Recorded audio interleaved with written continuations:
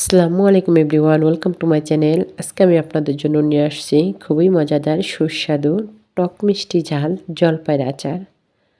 খুব সহজেই তৈরি করে নিতে পারেন এই জলপাইয়ের আচারটা। এটা খেতে এত মজা, এত সুস্বাদু, আপনারা না খেলে বুঝতেই পারবেন না। দেখে নিন প্রস্তুত প্রণালী। এই সুস্বাদু মজাদার জলপাইয়ের আচারটা তৈরি করার জন্য এখানে আমি প্রথমে নিয়ে নিয়েছি জলপাই। আমি এখানে ১ কেজি জলপাই নিয়েছি। আপনারা যে পরিমাণ জলপাইয়ের আচার তৈরি করবেন ওই পরিমাণ আচারটা বাড়িয়ে কমিয়ে জলপাইটা বাড়িয়ে কমিয়ে নিতে পারেন। জলপাইগুলো আমি ভালোভাবে ধুয়ে ছুরি দিয়ে এভাবে পিস পিস করে কেটে নিয়েছি। ৩ ভাগ করে নিয়েছি দেখুন। এভাবে সবগুলো জলপাই আমি কেটে নিচ্ছি। এখানে চুলায় বসিয়ে দিচ্ছি তেল। এখানে আমি সরিষার তেল দিয়েছি, সাথে দিয়ে দিচ্ছি পাঁচফোড়ন, দারুচিনি দিয়ে আমি তেলের সাথে একটু ভেজে নিচ্ছি। ভেজে নিয়ে এক পর্যায়ে আমি দিয়ে দিচ্ছি রসুন কুচি। আমি এখানে রসুনটা কুচি করে দিয়েছি, আপনারা চাইলে একটু থেতো করেও দিতে পারেন।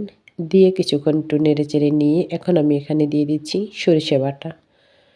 এই জলপাইয়ের আচারটাতে সরিষার বাটা দেবেনই। সরিষার বাটাটা দিলে আচারটা খেতে দারুণ লাগে। সরিষা বাটাটা দিয়ে আমি কিছুক্ষণ নেড়েচেড়ে নিয়ে সরিষাটাকে তেলের সাথে ভেজে নিয়েছি। ভেজে নিয়ে যখন সরিষাটার সুন্দর একটা ফ্লেভার চলে আসছে, এ পর্যায়ে আমি দিয়ে দিচ্ছি কেটে রাখা জলপাইগুলো। জলপাইগুলো দিয়ে এখন আমি ভালোভাবে নেড়েচেড়ে নিচ্ছি, যাতে সরিষাটা জলপাইটার সাথে ভালোভাবে মিক্স হয়ে যায়। নেড়েচেড়ে নিয়ে এখন আমি এটাতে দিয়ে দিব চিনি। চিনিটা আপনারা যেরকম খেতে পছন্দ করবেন ওই রকম দিয়ে দিবেন। আমি এখানে ১ কেজি জলপাইতে ১.৫ কাপ চিনি দিয়েছি।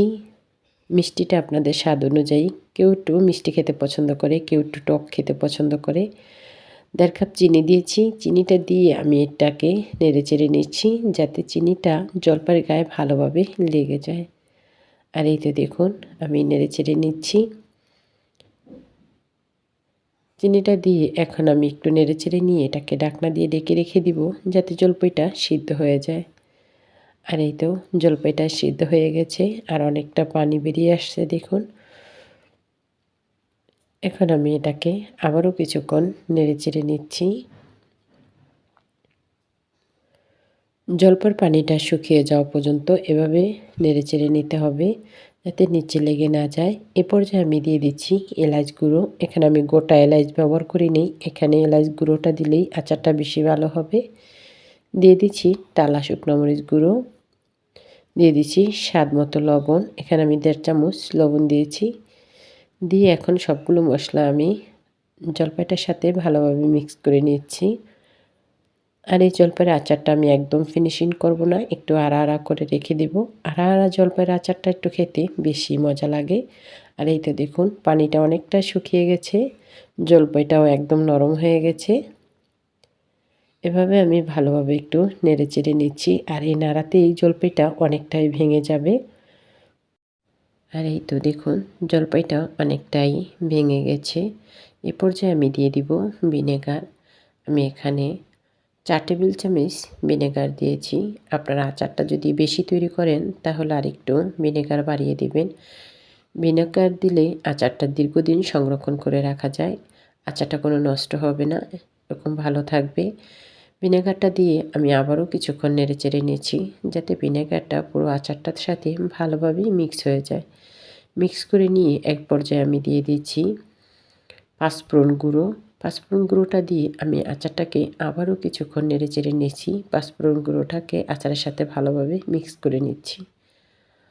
আর এই তো দেখুন আচারটা একদম ভাজা ভাজা হয়ে গেছে, আর কত সুন্দর একটা কালার চলে আসছে। আচার থেকে তেলটা বেরিয়ে আসছে একদম।